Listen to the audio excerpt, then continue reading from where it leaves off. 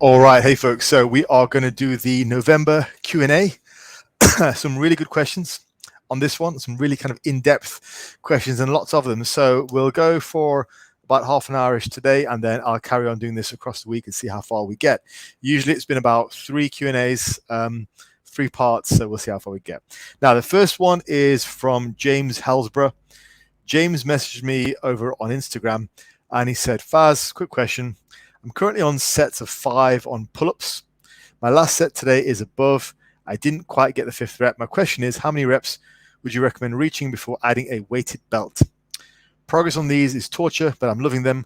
Would be worth adding small amounts of weight and aiming for sets of 5 or below. Now, for weighted chins, I especially believe you should be adding some weight to the bar, to weight around your waist relatively quickly. Chins are one of those where the cutoff for high reps and difficulty tends to be quite low. So once I get past about 6 to 8 reps, my performance really drops off. So adding weight is a really, really good way of progressing on these. For whatever reason, endurance on chins, if you're doing them strict as you should be, it's quite tricky. So yeah, I'd like to add weight sooner rather than later. The way that works really well for me and my clients is I tend to do low repetitions with chins and pull-ups and whatever, different variations, neutral grip, overhand, chin up, varying it. And also backing that up with high repetition work. So either with bands, if you have a band around your knees, or something like an assisted dip machine, assisted chin and dip machine. So high rep work along with single to double repetition work, along with that sort of medium range, the whole gamut of rep ranges tends to work quite well. So yeah, I would say mix it up a little bit. And I think this is one of the reasons where people kind of go wrong with just general periodization, like linear periodization, is they just have this very one-dimensional view on how training should be done. Like, go ahead, do your 3 sets of 5, or do your 5x5, or do your top set, back off set, and then the idea is just you magically get stronger week in, week after week out. It's not that easy. People who come from a powerlifting or sports performance background know that, you know, getting stronger is not actually that easy. Like, it's still relatively simple. You just need to apply some periodization to what you're doing.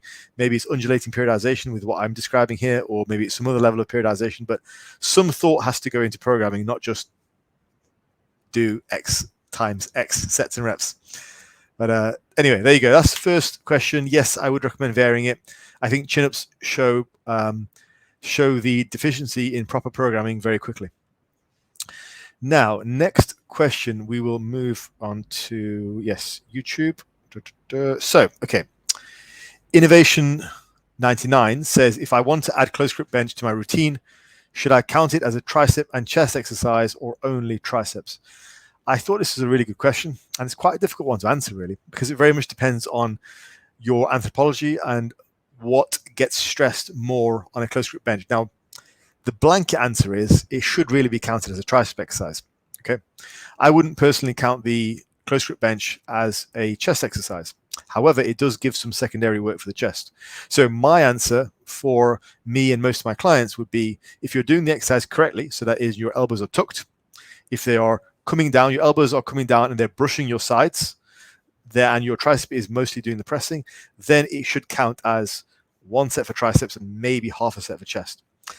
If you do close grip benches and you don't really understand what you're doing and you sort of do them with your elbows out wide, I see people doing that as well, which is just crazy. I see chest dominant guys do close grip benches for triceps, and they're basically just taking a narrow grip and then having their elbows out wide, which is just like, come on, apply some thought to what you're doing. So in that case, you wouldn't really count that as a tricep exercise. You'd really count it more as a chest exercise. So it's going to depend on your performance and where you're really targeting. If you're doing it correctly, then sure. My best advice on this would be, where do you feel it most? You know, where do you get sore most from the exercise? What causes a strength drop off much later in the workout? Are your triceps smoked after 3 sets of 8 on the close grip bench? They should be. Or is your chest smoked and your triceps are relatively fresh? Does doing the close grip bench cause a strength drop off in later tricep work on the session? It does it. Great. Well, in that case, it's probably working triceps quite hard. If your triceps are fresh coming after a close grip bench, then, well, you can't realistically count it as tricep volume. Maybe more like half a set if you're per set. So the answer to that really depends on your performance and where it really hits. If you're doing it correctly, if you've got good form, then I would count it as one tricep exercise, one tricep set, and maybe as half for the chest. That's generally what I would do. Right, if we go on to the next question, hopefully that was useful. 3 Days Grace says, thank you so much for doing these. My pleasure. I like doing these. How to progress on the over-warmup set. I'm assuming you're meaning from my tactician program, or just in general, I guess. But my tactician program uses an over-warmup. So since my strength levels are low right now, I was wondering whether I could peak for a bench 1 rep max in 1 week. I want to spend more time building than testing. If your strength levels are low, I'm not sure what the benefit would be of going for a test. You don't need to test your 1 rep max to know kind of roughly where you're at. You've not got a competition coming up. You're probably weak because you're dieting. So I don't think there's really any need for that, for a 1 rep max test. Really, I think to answer your question, I think you're misunderstanding the progression of the over warm-up set. The over warm-up set is not there for progression. Okay, it's very different to the rest of your work. It's there depending on how you feel on the day. The only real rule of the over warm-up is it should be slightly higher than your sets. That's it. Now it really depends on how you feel on the day. Back in the day, I remember reading about the concept of a single, like a Bulgarian max, which was basically like a gym max, as in how you do a heavy weight based on how you feel on the day. So it's really a case of, well, what can I do today? How do I feel? Am I mentally, physically up for doing something which is very, very heavy, or what can I actually manage today? So that's what the over warm-up is. It's not something which is designed to be progressively loaded. The only caveat for the over warm-up is it should be slightly more than your working sets for the day. The working sets are the important things. The working sets is what drives your progress. This is something that I really did drive home in my tactician program, is that the over warm-up is literally just there to potentiate the sets. The sets are what build your strength. The volume is what builds your strength, actually, not the singles. The singles are just there to give you better working sets, right? That's what it's there for. If you do the over warm-up right and you hit it just right, and it's slightly heavier than your warm-up sets, slightly heavier than your working sets, and it doesn't tire you out, then your working sets will feel all the better. So that's like really why you're doing it. You're not doing it for progression, so that's kind of misunderstood. So hopefully that answers that question. I don't know if you really should be peaking for a bench 1 rep max if your strength levels are low. Like, what do you hope to gain from that? Just carry on doing your working sets. That's what gets you stronger. Do your 8s, do your 5s, do your 3s. That's what gets you stronger ultimately. So I will carry on ticking these off as I've done them. Now, Luke says, are there any significant differences between keeping RIR the same, 1 to 2 RIR for all sets, and using a rep range 5 to 8, versus using basic straight sets 3 by 8? I tend to use straight sets with the last set being an AMRAP, but I have seen more people recommending a consistent RIR for each set. Any thoughts? Thanks for doing this. You're welcome, Luke. I think this is a really good question because I've experimented with both over the last sort of 5 years. Back about probably 5 years ago, I started to experiment with Israel's RIR approach, where I was doing like a range. So I was doing 8 to 5. So my reps would look more like 8, 8, 5, something like that. Or like 8, 6, 5, something like that. And it's fine. I think you can get away with less volume doing that because each set is more intensive. So that's okay. There's no right or wrong answer, but I'm just trying to explain where this fits into the program. So with the RIR approach, essentially you are working at a consistent level of intensity right the way throughout. So it's always 1 or 2 RIR. And so it's like 1, 2 RIR, 1, 2 RIR, 1, 2 RIR. With the 3 by 8 approach, you start off maybe even as much as 4 to 5 RIR, so quite a bit further down, and then your effort increases as your sets go to the final set, and hopefully by the final set you're like roughly at close to failure, something like that. I will say nowadays I prefer the latter because I find it's easier to control volume. So when I ask for a 3 by 8, I'm mostly getting a 3 by 8. I occasionally might get a 887 or a 886, but I'm generally getting roughly 24 reps, right? Whereas if I do the RIR approach, it's more about work sets, like how many sets am I getting? Although my repetitions could massively vary. I think where RIR tends to work better is if you have a higher rep range. So you begin with something like 12 to 15 reps, because then naturally your reps can drop off quite a lot. I think if you've got a range of 5 to 8 and you're working 1 to 2 reps RIR, you're probably not working 1 or 2 reps RIR. You're probably working maybe 3 or 4, because if you were working hard enough, your reps would drop off a lot more. And I know that varies between people, but like if you're doing 8 for your first set and it's really a 1 rep RIR, then you're not getting 8 or 7 or 6 on the next set. You might be getting 5. Then after that, you're getting 3. So, I think if you're sat there thinking, well, I train 1 or 2 reps RIR and I'm getting like 8, 8, 6, trust me, you're not training 1 or 2 reps RIR. So if you are going to do 1 or 2 RIR, do it with a higher first set. So something like 12 to 15, because there's sufficient room to drop down afterwards. But nowadays, I typically prefer just a 3x8. I find it's just easier to control volume. It's the way to do it. A great example of sort of the higher level of training intensity and the lower volume is the top set, back off set approach. That is where you purposely train very, very hard and you go all out on your top set and you go all out on your back off set.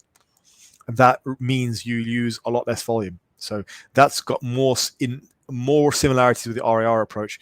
With the 3x8 approach, you're basically just getting your sets in. What I like to do with the 3x8 approach, the constant set approach, is to control rest periods. I find that gives a very good training effect. I think the first couple of sets of like a 3x8 sets across means you are really focusing on form, and that is fantastic for the first couple of sets. There's more of an emphasis on the form than there is when you do RIR, where it's just more of it starts to become more of an emphasis of just getting as many reps as possible until you start to feel you're at 2 RIR. So yeah, there's no massive difference either way. The differences are as I've laid out. I personally think the 3x8 it's easier to control volume. I think with the RIR approach, you need less volume because each set is by necessity harder. But I think for you to execute a proper RIR approach, your initial rep range should be higher, 12 to 15. Otherwise, you're not sufficiently going to give room to drop down, because if you are truly working, 1 RIR is hard frigging training. Like that's like really hard. It means you've got 1 more rep in you and the rep after that you fail. Like that is hard training. If you're training that hard, you're not going to recover within 3 reps across 3 sets. It doesn't happen. So just be aware of that. That might come across as a surprise to you. It might not. Hopefully that was useful, Luke. Okay, so Richard Arias Quintero says, thank you, Faz. I love the Q&A. What do you think of combination squat and sprint like the workout of Dan John?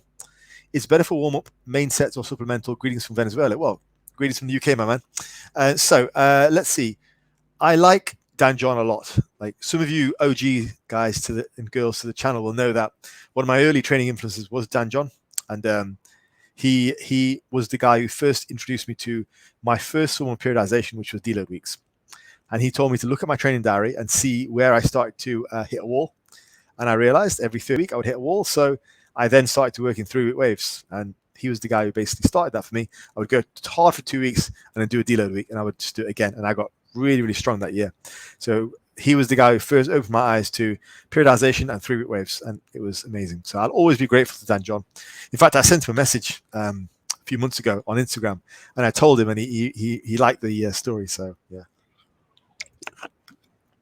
Now, I do like his workout. I think combining is a very good idea. Now, we recently had the death of Sean Roden, but also the death of many pro bodybuilders over the last couple of years. And I'm going to do a video on this because I feel personally that one of the reasons that pro bodybuilders have been dying so much is due to some of it is, one factor is at least the training and the diet. The training relative to the amount of food they eat is very, very minimal. I mean, if you think about it, look at the training an MMA fighter does. It's like multiple times per day. They're training multiple times per day. They're doing that with a moderate amount of food. The body weight is fairly low, but they're training full body cardiovascular work up to 3 times a day. You look at a pro bodybuilder, they're training 4 or 5 times a week. And some of those days are like arm days, shoulder days, which aren't even really training days, And their cardio is comprised of walking on a treadmill, not even outside, step mills sometimes. The hardest training day is a leg day, and they just do that once for like an hour. In terms of the workload that the average bodybuilder does, it's pathetic compared to an actual pro athlete in any other sport like tennis, badminton, all that kind of stuff. So yeah, I think there's a massive discrepancy in terms of the training, and as a result, you combine that with the excessive food intake, and you just have a situation where these guys, they're getting so big, and their hearts just aren't trained at all to cope with that level of size. So I think what is a good idea is combining some level of cardiovascular work with what you're doing. With a lot of my clients now, I have them doing cardiovascular work as a pre-programmed necessity and something to aim for. Like, we set goals for that. Because if a guy says to me, look, I want to train 6 days a week, I'm probably going to convince him to do 4 days of lifting weights and 2 days of cardio, because it has that much benefit in the long term in regards to keeping the heart strong, making sure their workout intensity remains high, making sure they're utilizing the food correctly, all that kind of stuff. So it's important. So yeah, squatting and sprinting, yeah, I like it. And I think I can see why Dan John promotes that kind of stuff, because he is an athlete first and foremost, and, you know, a physique guy second. You know, I know Dan John has this struggle with body weight, but as it is, you know, physique is secondary for him, and he's more about performance. So it makes sense that he wants to do sprinting and cardio stuff alongside it. So am I a fan? Yes, I am. I think everyone should be doing some kind of cardio. If you're a bodybuilder, if the last 2 years have taught us anything, with all the deaths that have been going on, particularly from heart failure, it's like, strengthen your heart. Weak things break. So if people are dropping dead from having heart attacks with elevated body weights and lots of food, train your heart, because going to the gym 3 or 4 days a week to do a shoulder day, an arm day, and a chest day is not cardiovascular work. So yes, I like the idea of combining squatting and sprinting. I think if you're going to do that, I would probably squat first. So the way I would do it is, maybe I would try and do your dynamic stuff first. Okay. So as a general rule, anything dynamic first. So like power cleans, box jumps, snatches, dynamic movements first, jumping, and then strength work, and then endurance-y work. You could argue that sprinting could be first as well, but I think more like very, very short range dynamic work, like box jumps and power cleans is more dynamic than sprinting. So I would put those first, then strength training, and then endurance at the end. That's the general order. Sprinting can be quite injurious as well because of the nature of injuries to like hamstrings and abdominals. So yeah, I'd probably do that when you're nice and warmed up. So that's kind of how I would do it. I personally think it's a great idea. I like to do like bag rounds, punching in the bag after some of my upper body sessions. Good way to go. And after lower body sessions, dragging the sled is a good idea.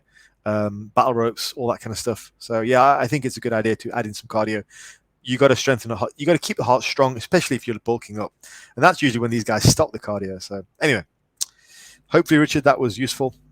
Now, Becky Boy says, hey Faz, when I'm doing a push-pull leg routine, I find it hard to train arms with any real intensity. At the end of a heavy pull or push session, usually when I'm doing a bro split, I have a designated arm day. Any advice? Yeah, dude, it kind of relates back to the last question. You've got to get your endurance up. You know, I mean, I do a lot of full body routines, and if I don't, it's like upper lower, and I have done push-pull legs in the past as well. But I think most people have a really, really poor work capacity. So I think if that's the problem, increase your work capacity, you know?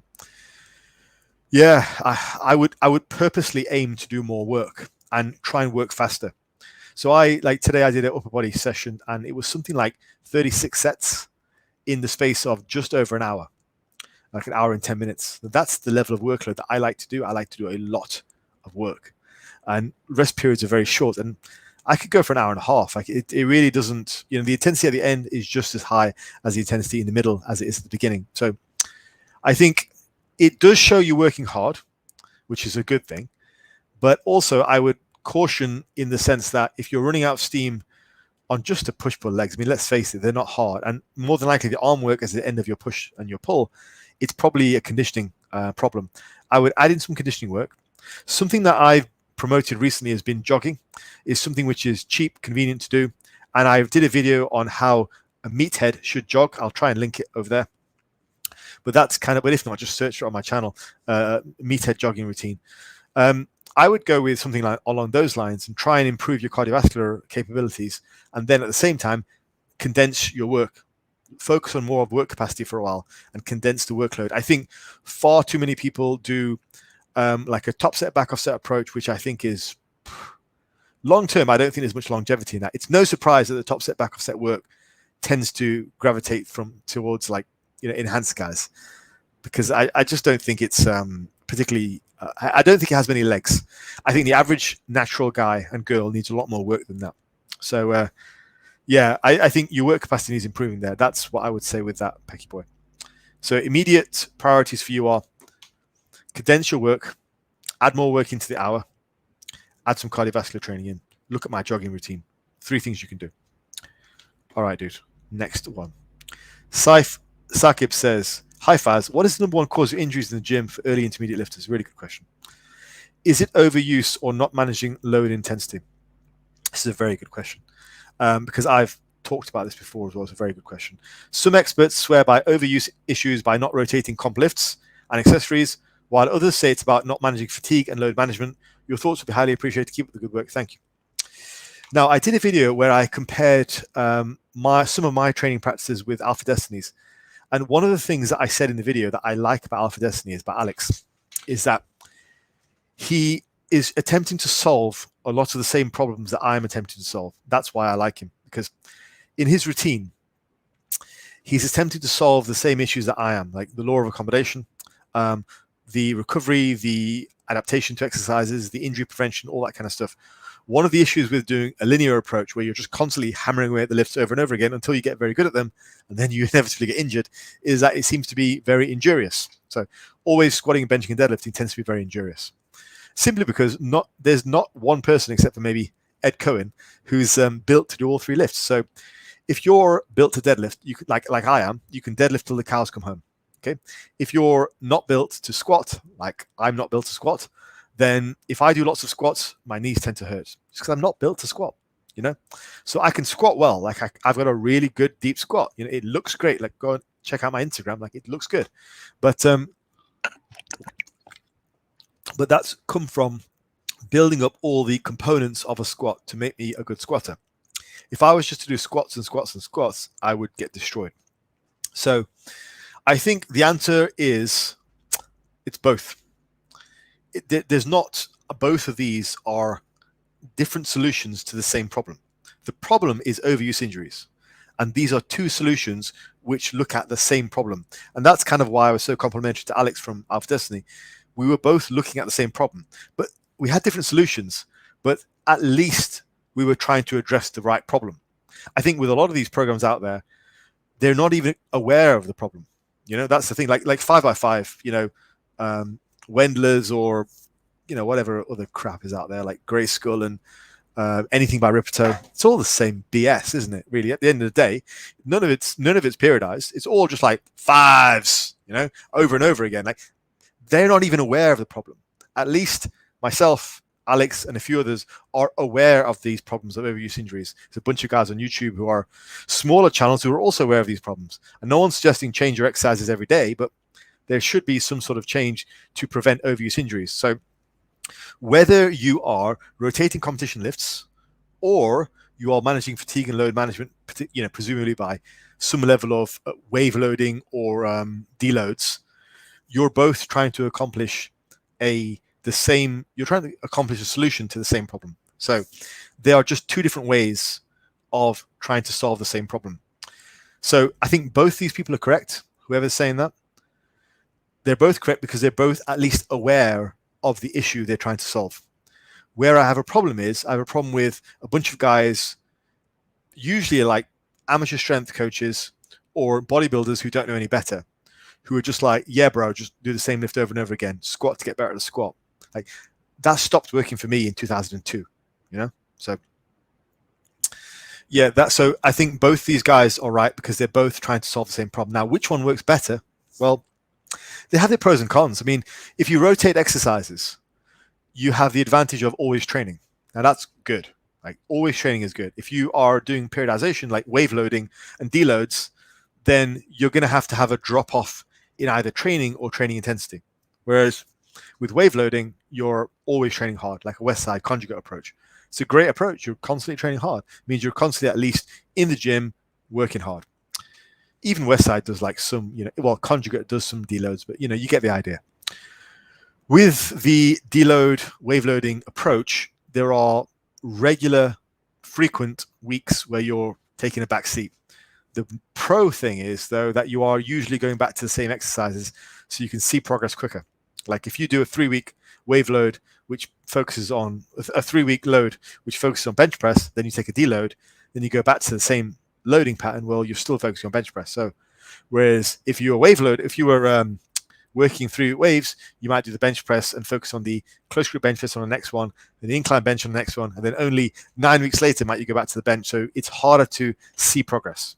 But they both at least try to solve the same problem. There's no better or worse method. I think it's something where you've got to experiment with things and find your own best way of doing things. I've done things both ways for many years. I mean, I did West Side training almost 20 years ago now. I've done deloads, over the years. You vary stuff. But the good thing is they're at least both aware of the problem and they're trying to fix it. Okay, Ricardo says, first of all, thanks for the umpteenth time. Your content is one of the best regarding the topic. You're a great person, Faz. Thank you. Appreciate it. What are your thoughts on knees over toes guy, Ben Patrick? Do you consider some of his suggested exercises a must for joints and tendon health, like backward sled, reverse step, that should be implemented in every program, or can we achieve the same results with the usual lifting exercises? P.S. I'm at the 3rd week of your cardio program, and so far it's going well. Good. That's good. All right. My quick answer is, I think he's got some good stuff. I don't think the things that he's recommending can be accomplished by regular training. I don't. Regular squats, deadlifts, lunges are not going to give you what he's focused on. Think about it like this. What he's focused on is doing is strengthening the ranges of motion which you might encounter in everyday life. So let's say with squats, just pick squats as a good example. You're hitting, 75% of the range of motion which the joints are capable of doing. So the extra 25 is your knees closing all the way and your hips closing all the way. So what he's trying to do is he's trying to strengthen you in the extreme ranges of motion where you wouldn't normally be loaded. Now, why is that a good thing? Well, because it provides strengthening in those ranges. It's very simple, really. Like I think his backstory is that he had knee surgery or he injured his knees. And so he started to do a lot of work with his knees very bent over his toes. And he started to strengthen those things. Makes sense, I think what I like about him is he's not saying anything too outlandish. He's simply saying these ranges of motion where we don't normally strengthen, you can strengthen them, and this is how you strengthen them. And typically he doesn't recommend low rep work. Like it's a lot of high repetition, repetitive work in those ranges of motion. I think that's fine. I actually think that's a very positive way of doing things. It's also, I'll say this, it's better for stretching than just stretching without weight. Like what he's doing is he's stretching and strengthening at the same time. And I think that's something that's really overlooked. You ask somebody, how do you stretch? And they'll typically say yoga, all that stuff, right? But stretching with weight is a lot more powerful. But where people go wrong is they add too much weight. Like even body weight might be too much for some people. So you have to sort of take off your bit of your body weight, hold on to something, and then go into that deep position and slowly strengthen those things up. So I'll be honest, I've not looked at much of his stuff, but from what I know from an outside perspective, what he's saying is not crazy. It's very sensible from what I know of how the human body works. The human body will strengthen in regards to stress. We just don't stress those ranges of motion, which he's saying we should stress for optimal knee health, elbow health, all that kind of stuff. So, and also he's combining it with, higher repetitions than normal, appropriate load, which is important. Like even doing a sissy squat for most people with the full, knee flexion is going to be too much. You have to like unweight yourself a little bit. So yeah, I think for the purpose of joint strengthening, I think he's very, very sensible. And I think he comes across very well. Again, I've not seen much of his information. But from the little I have seen, I think it's very sensible. It makes sense. Let's do one more. Louis Bruno says, do you think meal frequency, for example, 6 meals a day, matters when it comes to optimizing muscle composition? Okay, we have some research on this. So we know that anything less than 3 meals a day probably isn't optimal. So 2 meals a day is probably not great. Much more than 4 meals a day, it's like 5+ is probably not that useful. From my personal experience of really pushing food, like when I was sort of 96 to 100 kilos, it becomes a matter of practicality, because if you're eating say 5,000 calories a day, each meal is going to be about 1,000 calories. So you've got to space them out. You can't just have 1,000-calorie meal and try and fit it into an 8-hour eating. Like, you can't have 5 1,000-calorie meals and try and fit them into a 8-hour eating window because you're intermittent fasting. It doesn't work. It's just too much food. Bear in mind, you want to do it relatively healthy. You want to have your vegetables, your fruits, a good profile of food, and you can't just have a very fat heavy meal structure just for the sake of it. So yeah, I think above and beyond 4 meals, it becomes a case of practicality. You've just got to spread it out so you can have the food. Like, if you're eating 5 meals a day at 5,000 calories each, they're roughly 3 to 4 hours apart. If you miss one meal, imagine trying to catch that up. It'd be hell. So if you are, let's say, a smaller male or particularly smaller female, and let's say you're eating 2,000 calories a day, well, do you really want to have more than 4 meals, like 5 meals of 400 calories each? That sounds like torture to me. I want my meals to be nice and big, like 3 meals a day at about 700 calories each is pretty good. 4 meals a day at 700 calories, about 2,800 calories, about roughly maintenance for me. That works. That's okay. So I wouldn't go 2 meals at, 1,400 calories each. That just seems like torture. So, it's bordering on disordered, really. So I think meal frequency, in terms of the actual research, we're looking at about 3 or 4 meals a day. I think above and beyond that, we're looking at practicalities, as in, let's try and have a decent meal frequency so that it's not too infrequent, but also it's not so frequent that each meal is like bird food. So yeah, I think the happy medium of 3 to 4 meals a day is what the research supports. And from a pragmatic, practical standpoint, it's about right as well.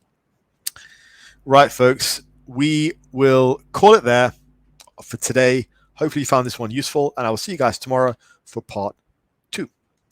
And I am going to do something about the Sean Roden passing as well. I will do a quick video on that, on my thoughts on that, because I have some thoughts on that too.